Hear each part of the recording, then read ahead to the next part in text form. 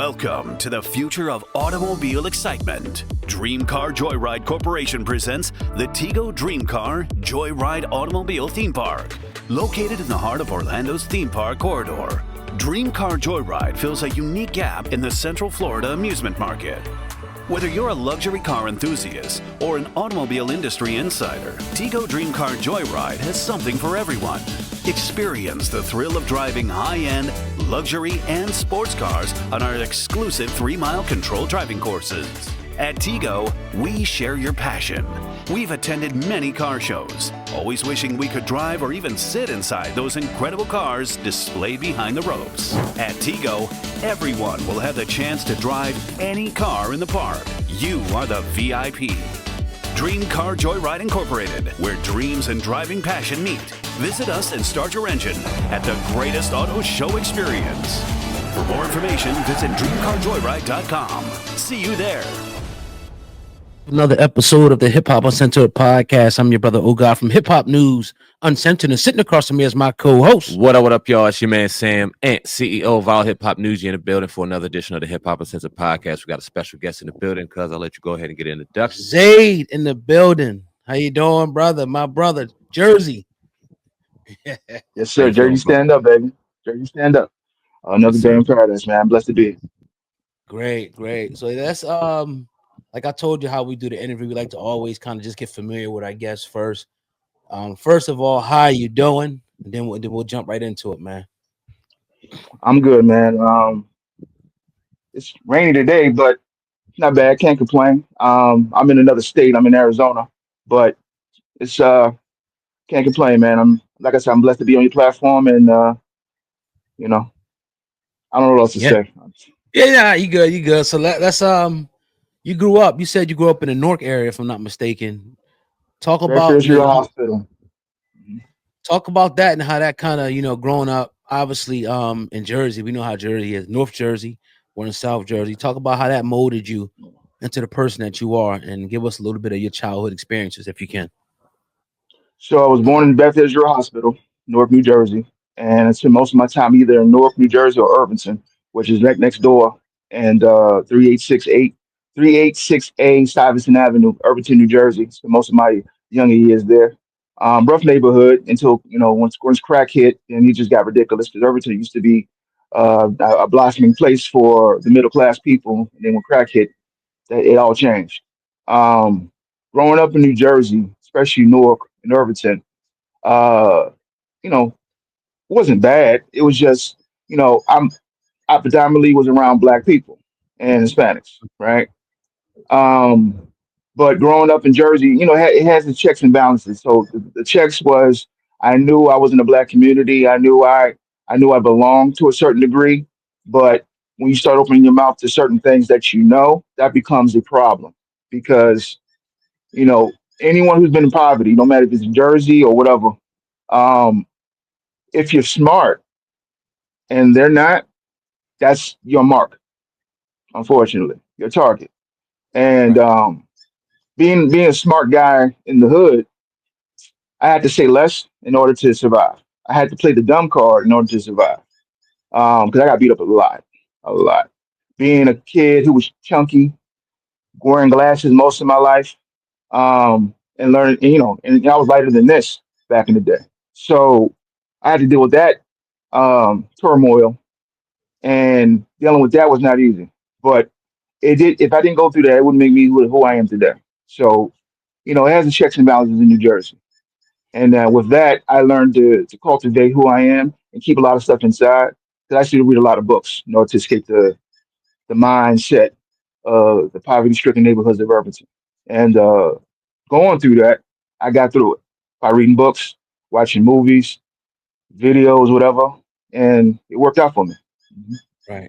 Now, I don't know how your exact age, I don't have to say it, but we were talking on the phone. We had this brief conversation. And you said you grew up around Puerto Ricans. From your earliest observation, we had the conversation about hip hop and some of the early founders of hip hop. From what you witnessed and seen, being close to obviously New York City, were Puerto Ricans, were they instrumental at that time in helping establish hip hop, or were they just spectators, as some would say?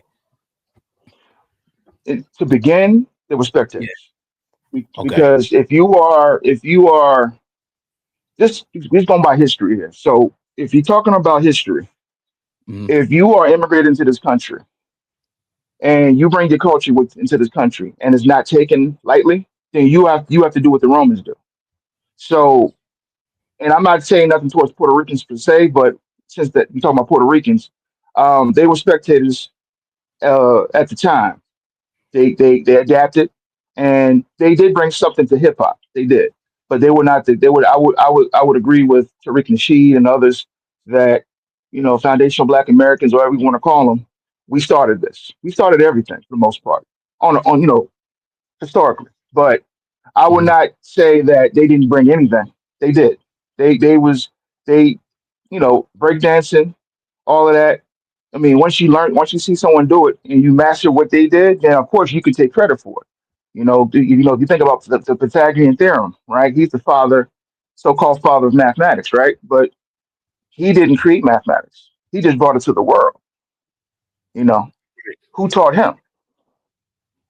You see? So that's how I look at it. So if you are a person who usurps something and you found a way to make it a business, then I can't knock you for that because you found a way.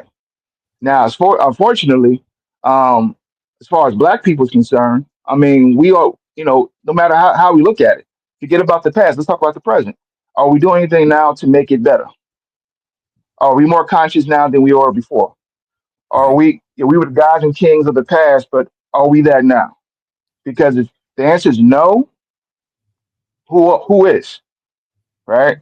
And those who have taken the culture by a fist grip, they can change the culture at will because they have the power to. But who gave them the power? And that's something that's always been etched and erased in time because they don't want to talk about that. But me growing up from Jersey, I was always a hip hop head, but hip hop was not something that was something I clinged to early on because, like I said, once you stick out like a sore thumb, you get picked on. So Mhm. was I a fan of Tupac and DMX? Yes, I was, but not till later in life. My fans, everyone was a fan of Jordan. I was a fan of Rodman, right? Because he was Right. different, Yeah. right? And Jordan's a great player. I'm not taking nothing from Jordan or Scottie Pippen or Steve Kerr, any of those guys. But Rodman helped too. Yeah. So that's because people say he's weird and all that. Yeah, you need weirdos to create the world, right? You need people who have an innovative thought, and that's how I am. So yeah, hip hop is a beautiful thing. It's a beautiful art. It's a beautiful music genre. It's the biggest one in the world. And a lot of people who are doing it now, they think their ancestors created it, and they didn't. That's no. Talking and kind of extending the conversation on hip hop and where it was when it when during its inception and kind of where it grew to and where it is now. What's your thought on where it is now? What's your thought on hip hop? I think I was listening to Sean Stockman, old member of Boys to Men, and he was saying just like the music industry eliminated producers, they eliminated song makers, and this is why the quality of music. And he wasn't just talking about hip hop; he was talking about in general.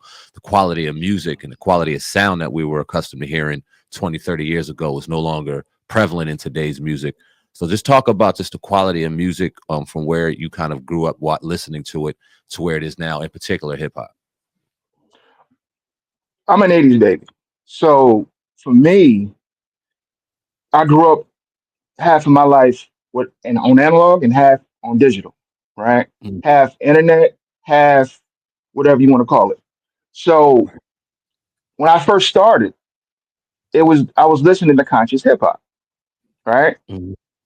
The drug dealers didn't talk about selling drugs. They talked about getting out the hood and trying to do something better than themselves, for themselves and for the community, right?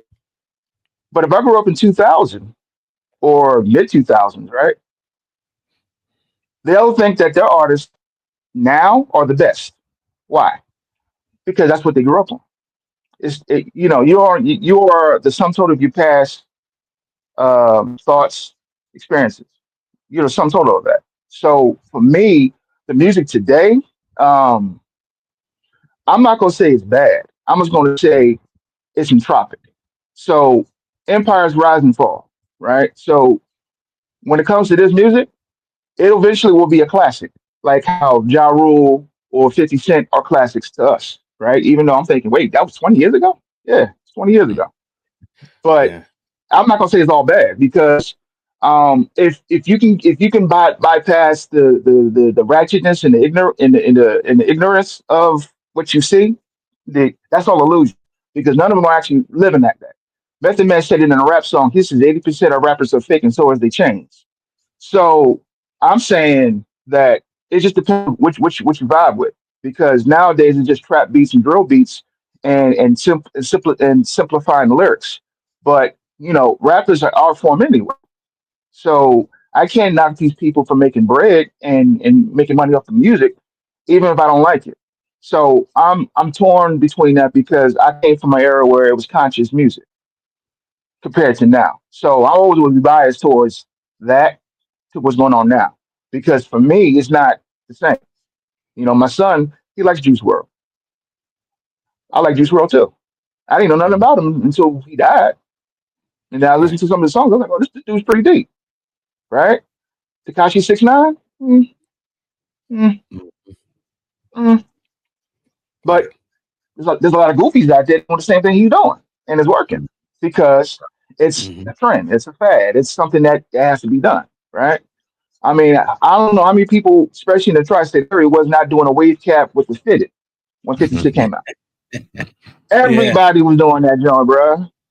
Now Yeah. look at 50 Cent. He barely wears fitteds anymore. He barely wears jewelry anymore because he's transcended, right? That's how you know you done your job and you matured in the game. And rap hip hop is a young man's sport anyway, male or female. And when you look at the Sexy Reds and the Sukianas and who was the archetype of that? I would say that would be Little Kim because she was the archetype of Biggie Small's fantasy.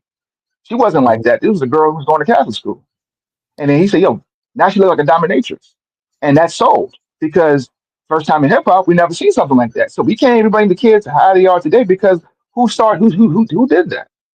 Mm. You know what I'm saying? So that's that's that's what it is. But consciousness is coming back because it's time.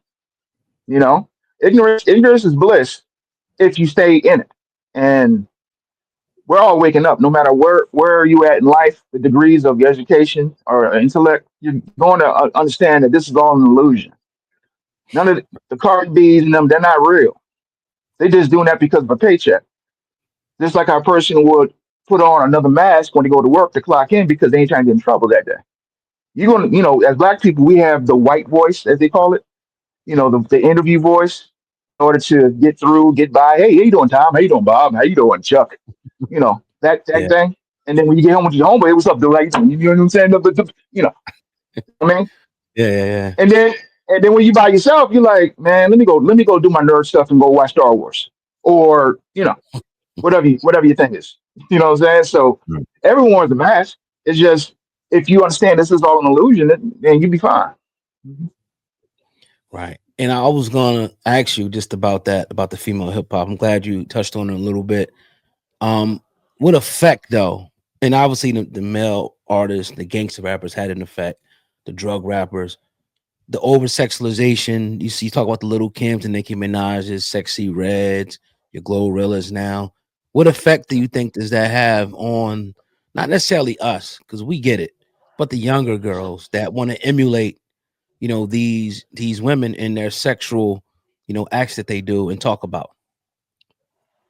I'll say this: it starts in the home. Yeah. So if your environment is filled with liquor, cursing, half half nakedness, ratchetness, then that's Mhm. gonna put onto the child more than a sexuette or a Nicki Minaj would ever do because it's called programming, Mhm. radio programming.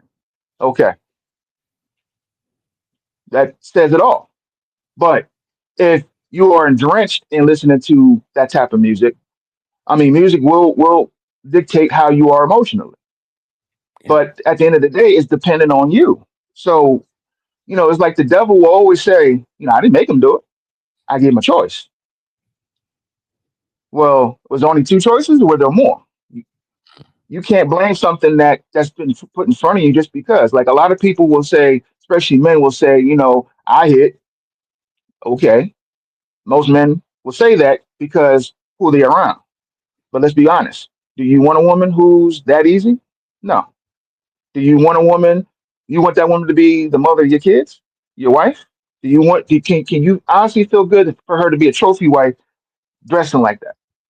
That is a Mm. fantasy. From the dyed hair to the bra to the high heel shoes to the all of that's a fantasy in the bedroom that just got exploited, and they found ways to make money off of it. Unfortunately, when like I said, the checks and balances in hip hop and any type of music, right? Because if you go to rock and roll, right, rock and roll in the '60s meant love making music. You was rocking in the roll, and that means they was having sex in bed. That's what rock and roll means, right? Okay. But they don't tell you that. They tell you that rock and roll is white man's music. No, no, no, sir. No, rock and roll is just like R&B.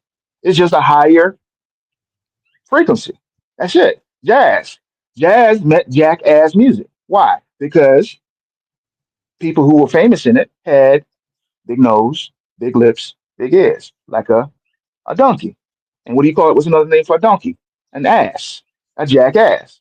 Jackass music. That's what jazz means, right? But what did he do with that? Like the word nigga. I'm sorry, I don't know if I should say that word on the platform, but the N Yeah. word, right? Mhm. Um, it meant something classy. It meant something regal, but they diluted it to make it something negative, right? Because we speak in connotations. So going back to your question, women, Mhm. it starts in the home. It starts in the home because if there's like for me, I'm a latchkey kid from New Jersey, right? So my babysitter was the TV. My babysitter was the radio, the boombox, right? So if I wasn't if I wasn't being luckily I didn't I didn't consort to doing selling drugs and stuff like that because I was definitely an outcast in my own neighborhood because of how I am. Um, but I remember every commercial in the 80s and 90s. I remember every song that I vibe with, from Transformers to He-Man to G.I. Joe, right? Mhm.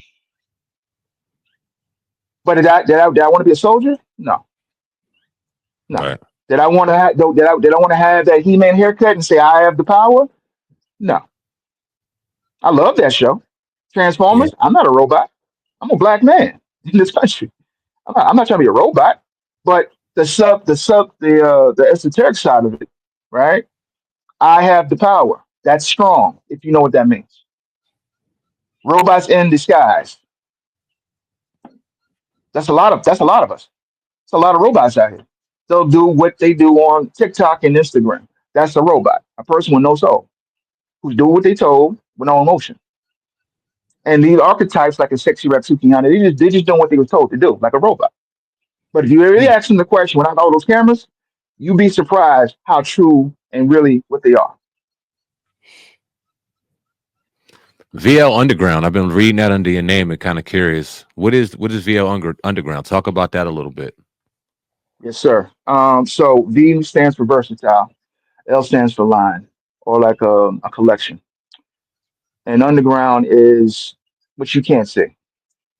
So I started that many moons ago in LA. I used to live in LA, and was working with a lot of artists at the time.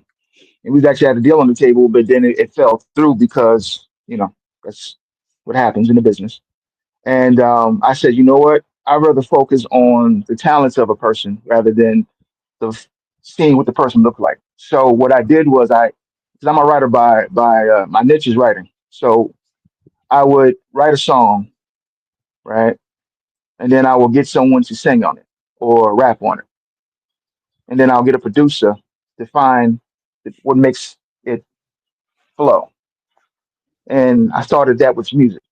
Then eventually I started it, and then I started working into books where I would write something, and then I would get a circle of people to put something together to make it form into something physical.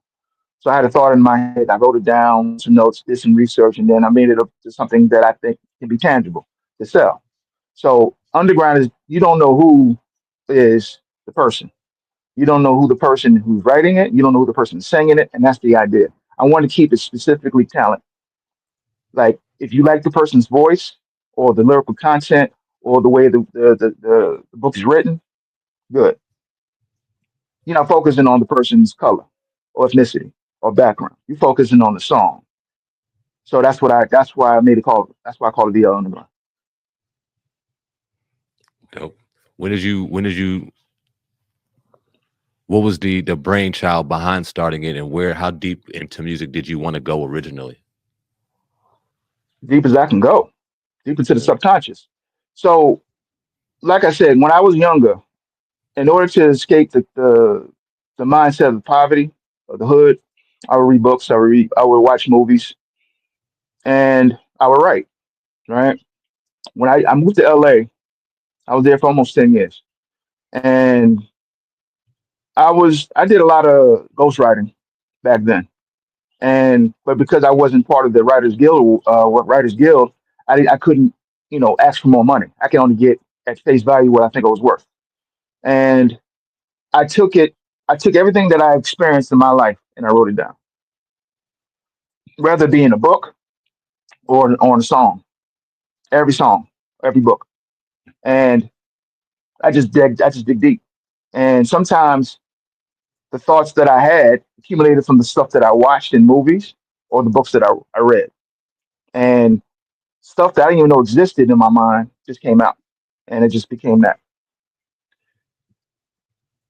dope. Right. If you can, I know we were talking a little bit on the phone. What type of Yeah. music do you actually make? Is it R&B? Because I know you said you dabble into different types of music. Talk about the type of music that you make. I would not say, okay, so I would say my goal is to make all types of music. Hip Okay. hop is in there. Hip hop's in there. I have Afro beats called Chillax that's on YouTube right now. It's called Okay. Chillax. I worked with an African Nigerian singer from Nigeria to do that song, and it's an Afrobeat song. It's jazzy, but it's Afrobeat. I did a hip hop content. I did a hip hop song called "Tattoos and Scars" with another artist. I wrote that Okay. song, and it became, I like it, and the music videos on YouTube as well, under Via Underground. Um, Classic rock. I did that as well. Um, I'm working on a reggaeton as we speak with a artist from Venezuela right now. Hmm. So, and I wrote the song, but I didn't. I said, can you put some Spanglish in it? And he put some Spanglish in it, and it sounds fantastic. So that's coming out soon. So my goal is to do every genre because I feel it's important to not base yourself on a monolith. Like you don't like what you like. Like hip hop in essence is a synthesis uh, of all genres. Like you got rock and hip hop, you got jazz and hip hop, you got like you think about New Jack Swing. That's come on, that's a mixture of two genres. So my goal is to just do something in every genre. Um, no long, it doesn't matter how long it takes. That's the goal, and I'm gonna make it happen, no matter what. Right. Now I know when we spoke, I think it was last year sometime, you were driving a Yes, sir. truck. So talk Yes, about sir. how you so when they say when a man's out there, it's just you and your thoughts. Mhm. So is it this Yes. time when you're on the road that you're coming up with these concepts for these songs and just kind of take us to where you're coming up, with the ideas for some of these songs. Or if you want to talk about one particular song, give us that example. So there's a song that's on YouTube now. It's called "Tattoos and Scars." Right. Everyone has some type. I would say 7 out of 10 people, statistically speaking, has gone through some type of trauma in their life. Right. And some people wear their trauma like a tattoo. You clearly can Hmm. see a tattoo. Look at the tattoo specifically. Why did they pick that? Why the color? Why the design? Why the shape? Right. Now, scars. That tells you you've been through some things. I have a few scars myself.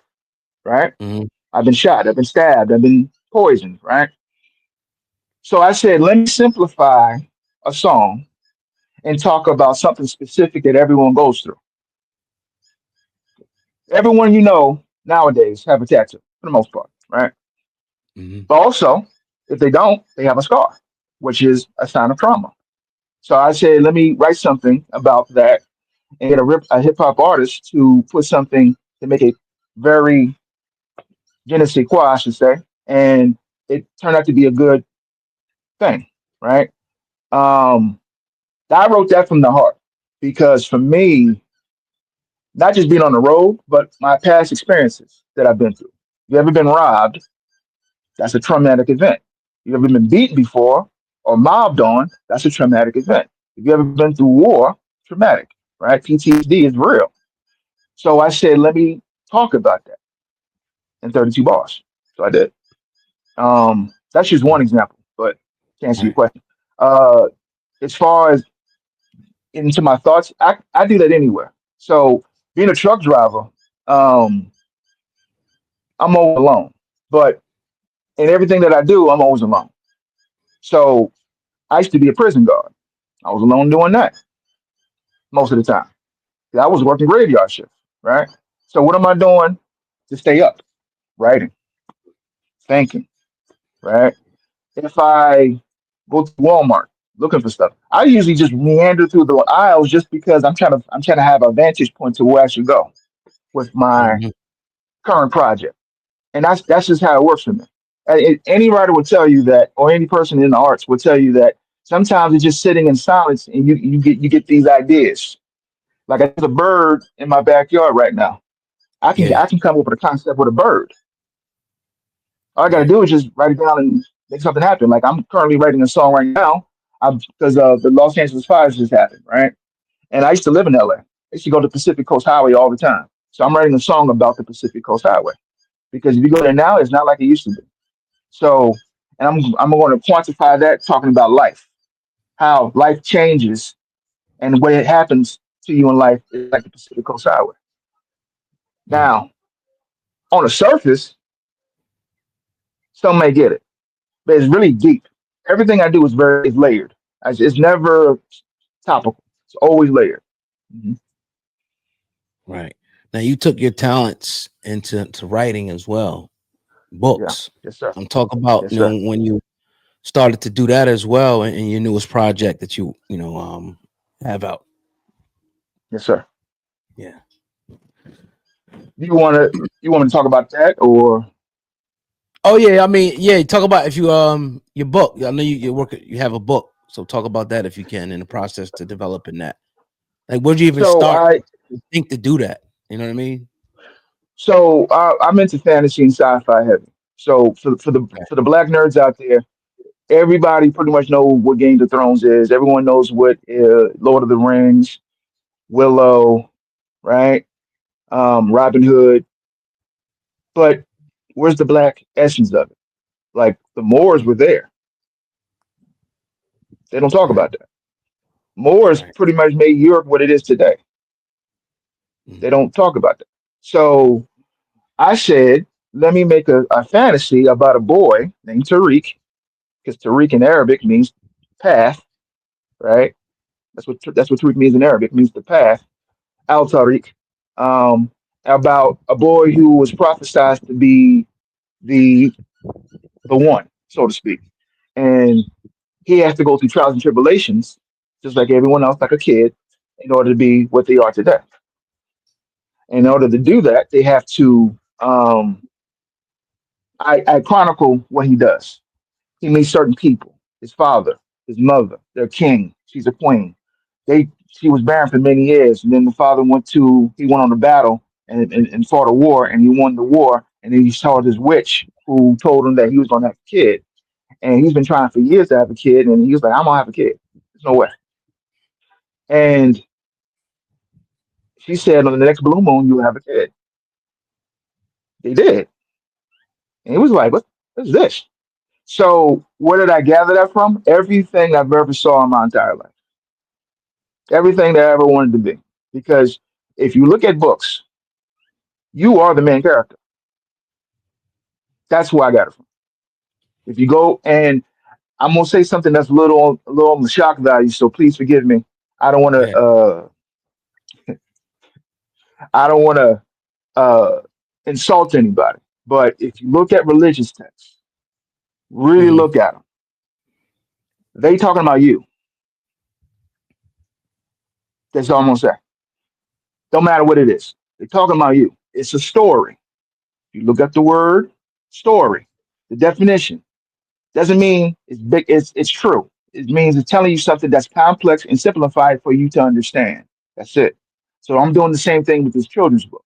And I'm trying to get sponsoring on GoFundMe to get it published. That's it. So yeah, I gathered it from everything. Nice. I was going to ask you if it's published or not, but you just kind of extended to the next question. So where are you at on the funding? How close are you to getting it published? What are the steps or the trials and tribulations, so to speak, in getting a book published that you're going through right now? The trial and tribulations is always going to be money, sir. My Yep. brother, it's always going to be money. I'll say this. I'm a man of belief that if you put your mind to something, it's going to happen. I'm not too concerned about when, but because I know it's going to happen. I'm more concerned about getting the sponsorship and believing that if them watching this platform, me being interviewed by you guys, and again I say thank you for bringing me on your platform. Sure. That the trial and tribulation is just the money. So I have a I put the funding up about 7 months ago, I think a year ago, and I probably only required $135 out of 8,000. From start to finish, it's really just getting the publishing. The publishing is actually not the hardest part. The hardest part is really just trying to put everything together Okay. from the because I already written the book, getting the illustrators, working out a price with that. I already got that price. Then talking to a publishing house. If I don't do it through Amazon or Creative Space, then I have to go through a publishing house, and that costs about $2,000 roughly. Wow. If I want to take it to Penguin Books or Simon and whatever that other name is, I would have to hire a publishing agent. That costs about $8,000 alone just to shop the deal to get it published. But I'm only asking for 8,000 just to self-publish the book. Now, if I want to get a publishing agent, I got to add another 8,000 onto that. And I have the link, I have the list of people I want to talk to. I just got to just need the funding. So that's the trial and tribulation. Going back to your original question, it's just money. Yeah. And I know I'll get there. I hope that people who watch this will support and a little as a dollar because it's on GoFundMe. It's a little as a dollar, as much as you want, and I can get this going. And then once it's done, within a few months, it'll be out everywhere. But starts think big, start small. So Yeah, and to the people watching, we'll definitely publish the link in the description box. So if you want to help this brother, get his book, out there, the link will be right at the top line of the description box. Now we were talking. I want you to kind of give a breakdown if you can. You sent me something about New Jack City. If you kind of break that down for our audience, I thought that was pretty decent. How you broke that down. Go ahead and break that down about the true meaning behind that movie, if you can. sure. Well, we talked about a few of them, but Yeah. I got into my nerd bag with that one. So all right. So New Jack City. If you look at the poster, right, what do you see? The biggest face you see is Wesley Snipes, right? Yes. Mhm. Yes. Yeah. Okay. He's made out of smoke, right? So why is that? Because he's not real. He is the dark side of the main character. I forgot the name of the guy. I think it was G Money, something like that. Like the light skinned dude. He's the main guy. He's the Right. boss. Yeah. So Okay, yeah. that's what that is. So every time you see G Money, you see Wesley Snipes in the back. Every time you see them together, they're side by side. That's because Wesley Snipes is the dark side of G Money. That's it. Mhm. So as a writer, from a writing perspective, we all have this inner shaitan, this inner devil in us. So in order for us to get things done, you have to tap into your dark side to get things done. Like people don't, if you like to fight, that's because your dark side likes to fight. But most people don't like to fight.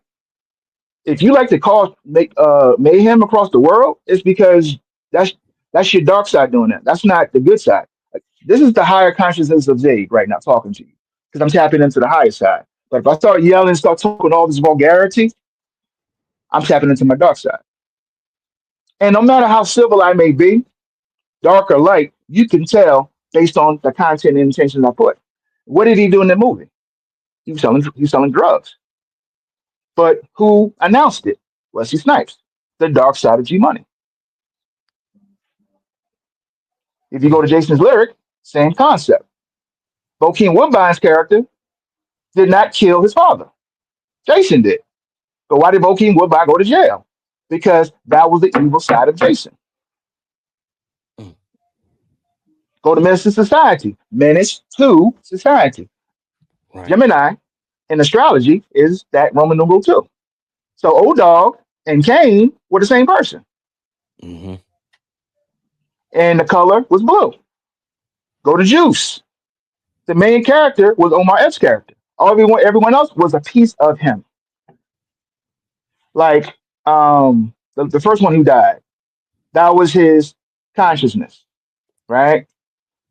The fat dude from Lean on Me, the one that survived, that was Deal. his Yeah. innocence. Yeah. That was his innocence. That was his innocence. Tupac was his dark side. Bishop, that was his dark side. The girl that he was seeing, the nurse, that was his hope. Wow. Those are all branched together. Wow. So as a writer, I saw that going in. But most people didn't see that because you actually thought Bishop and the other guys were real. They're not real. That is an archetype of one person.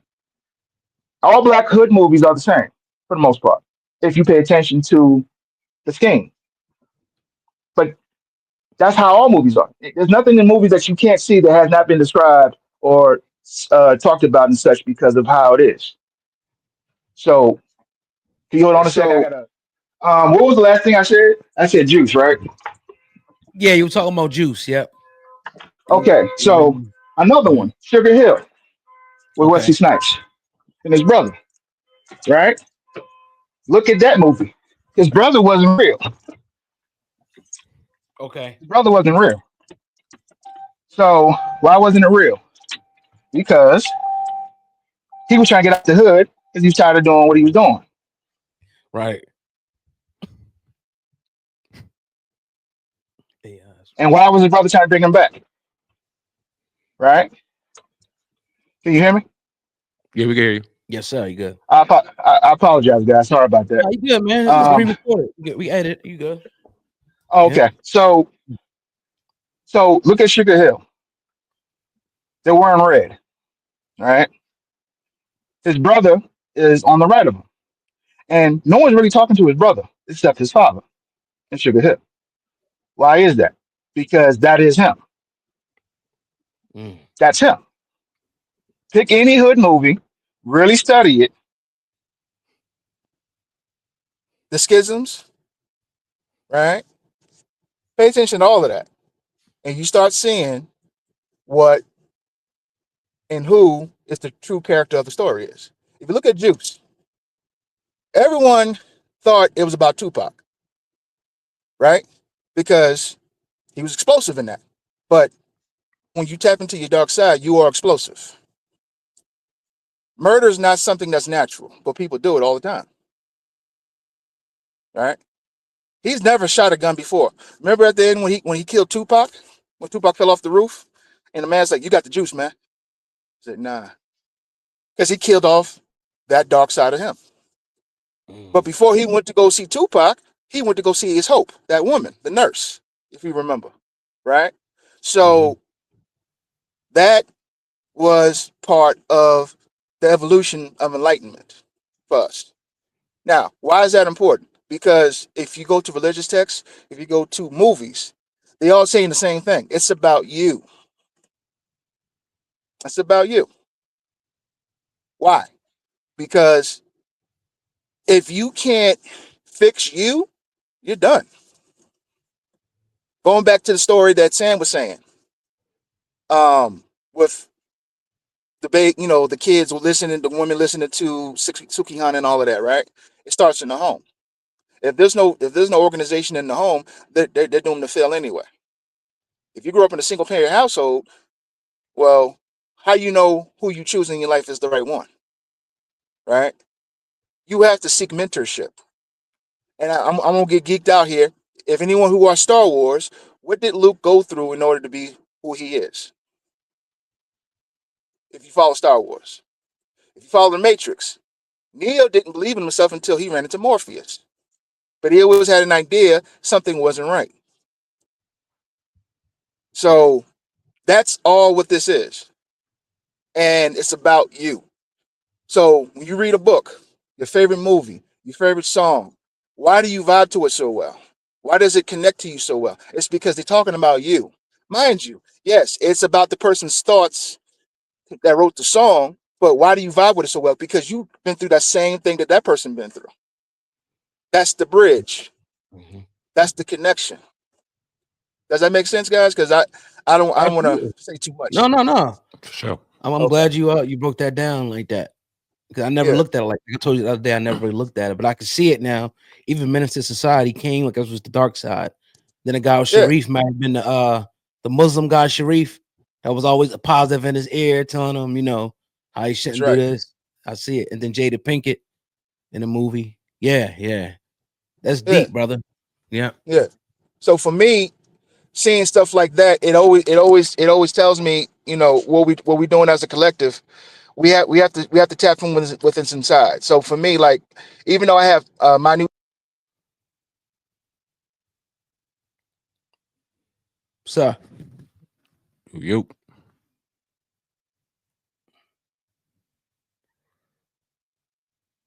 brother. Wait a minute, it went out. If you hear me, drop off and come right back in if you can. drop off. Oh Okay. no, all right, no, wait. We hear you. We hear you now. Oh, okay. You good? You Cool. good? Yeah, You yeah. might have got a phone call or something, huh? Man, look, from the phone dying, Bluetooth dying, people call. I don't get all this attention when I'm doing something important. Exactly. Yeah, When I'm yeah. doing nothing, no calls. Nothing. Right. It's like, Now we wrapping up though. We like are like at the like like like like my grandma used to say, the devil busy today. The devil busy yeah, today. yeah, man. But Yeah. yeah, in closing, man, tell people where they can find you and where they can obviously support, the book project that we're going to be putting in the description box as well. Once again. Okay. So besides the link to the description box of the GoFundMe to support the book project that I'm doing, you can go to www.v-lunderground.com. Okay. That is the website for the music and content, all the other stuff that I'm putting together. I'm also putting a merchandising store as well that people can support if you want to buy a shirt or whatever. I just got to get the links connected, but it's already up there for those who want to see it. And when you first go on the website, you're gonna see a promo song about who VL Underground is, right? And it's just a 1 minute stanza about what I'm trying to do. I'm trying to be better than I am today that I was yesterday, and better tomorrow. So via the www.v-lunderground.com is the website. You can also go. I'm also on Instagram and Facebook under the same moniker. Um, and yeah, that's it. I appreciate you guys put me on your platform, and for those who are watching, please support. Make my dreams come true, so I can make it better for everyone else. Yes, sir, Appreciate your story, man. brother. Yes, sir. Zaid Abdullah Jr. Junior, right? Is it Junior? What is? No, Oh, my Zeta bad. Blue Kadir. Oh, my bad. I shrunk the screen. I was a little bad, but I It's all appreciate you, good, man. bro. It's all good. I edit that part out, brother. Have a good It's all one, man. All right, bro. Derek, Sam. Look, I appreciate these guys. I appreciate this conversation, guys. I don't talk about this stuff because I'm a social recluse. So it's good to talk about these things openly. And thank you for bringing me onto your platform. Absolutely, brother. We Yeah, we'll appreciate be you, in bro. contact. Have a good one, bro. Yes, sir. You too, man. Thank you. Bye bye.